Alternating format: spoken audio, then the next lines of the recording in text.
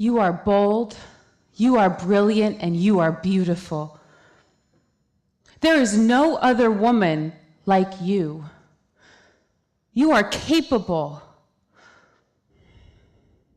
Back fat? I see you popping over my bra today, but that's all right. I'm gonna choose to love you. And thick thighs, you are just so sexy you can't stop rubbing each other. That's all right. I'm gonna keep you. And cellulite, I have not forgotten about you. I'm gonna choose to love you even though you wanna take over my whole bottom half, but you're a part of me. I love you. It's true, honestly. I felt free once I realized I was never going to fit the narrow mold that society wanted me to fit in. I was never going to be perfect enough for an industry that defines perfection from the outside in. And that's okay. Rolls, curves, cellulite, all of it. I love every part of me. My name is Eşli Gрэm, and I'm a model and body activist. Over the last 15 years, I've come to the conclusion that there is no one perfect body. Because I, like you, possess a wonderfully unique and diverse physique. Now, the fashion industry may persist to label me as plus size, but I like to think of it as my size. In fact, did you know that the plus-size fashion industry actually starts at a US size 8, and it goes up to a US size 16? So basically what I'm saying is that the majority of this room right now is considered plus size. How does that make you feel to be labeled? I really feel like we need to start looking beyond the plus-size model paradigms to what it actually means to be a model in 2015. My journey, it begins in Lincoln, Nebraska. I was 12 years old and scouted in a mall. At 13, I signed with a major modeling agency and was traveling the world. I was shooting big campaigns, and before I even graduated high school, I had been to multiple different countries.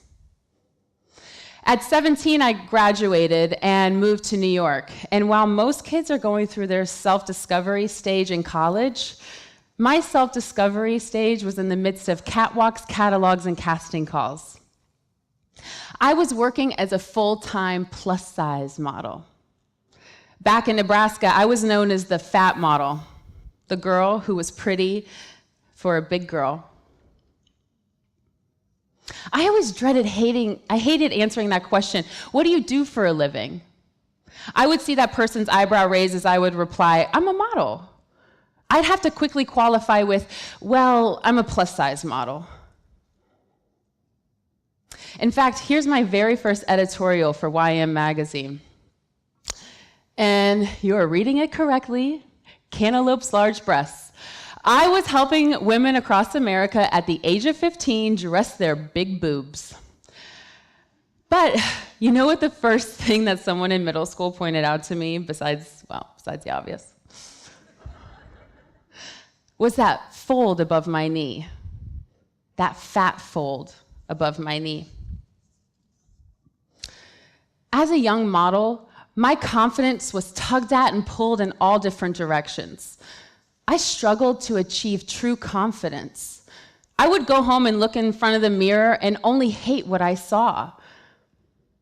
And to fill the void on the inside, I began to cave to all the vices being thrown my way. Between the parties, the men, the alcohol, I was looking for self-love, for affirmation from somebody, when in reality, I didn't love who I was, and I couldn't seem to get a handle on regulating my own weight. I began to face my insecurities head on. And instead, I was filling my life with temporary fixes. I, like so many young women, have struggled to love who I am. And Dove's global report on attitudes towards beauty actually did a survey with thousands of women in 10 different countries. And you know what the most striking result was? That only 2% of women find themselves beautiful. 2%. We need to work together to redefine the global vision of beauty. And it starts with becoming your own role model. As a curvy woman, it was the assumption that I should look up to Marilyn Monroe or Jennifer Lopez, mainly because they were two of the most notable curvy women in the public eye that were being praised for their curves. But these weren't my role models. In reality, the woman I looked up to the most was my mother. She told me I was beautiful, and she never devalued herself. So why would I? She told me and taught me that true beauty comes from within, and that validation and self-worth must also come from within. In my lowest moments of insecurity, this is when I realized that I had to reclaim my body and its image as my own. Plus-size fashion is an $18 billion industry. And now IMG, the world's #1 modeling agency, has signed me and other models that are not defined by their size. My body, like my confidence, has been picked apart, manipulated, and controlled by others who didn't necessarily understand it. I had to learn to reclaim my body as my own. And in reclaiming my body as my own, I understood as a woman that I had a greater purpose. I had a greater purpose to redefine beauty, the feminine beauty. Curvy models are becoming more and more vocal about the isolating nature of the term plus size. We are calling ourselves what we want to be called, women with shapes that are our own. I believe beauty is beyond size. With so much emphasis on the body and external, it's no wonder that we all suffer so much internally.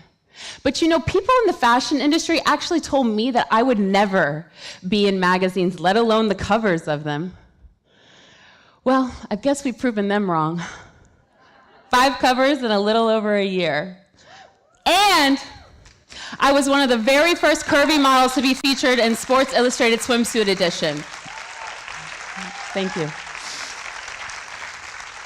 Never let anybody tell you that you can't. I have achieved and am still achieving what was seemingly impossible. My goal is to give a voice to young women. To give a voice to young women who struggle to find someone they can look up to. For girls who struggle to look inside the mirror and say, I love you. For women who feel uncomfortable expressing their confidence they've locked away inside themselves. For women who have relinquished their rights to someone else. It is critical that both men and women create a body-positive environment. Uplift the important women in your lives. Create a safe space for them to express their body and their beauty for who they are, not because of who they're not. Be you. Be real. Be authentic. Be your favorite kind of woman. Don't let anybody else take that job. And remember, this is the generation of body diversity. The current is changing. I now invite all of you to hashtag TEDxBerkleeValencia with your own self-affirming words. There may not be a full-length mirror in front of each of you today, but I want to challenge you to think about what you would want to say to yourself in the mirror with your own self-affirming words. Thank you.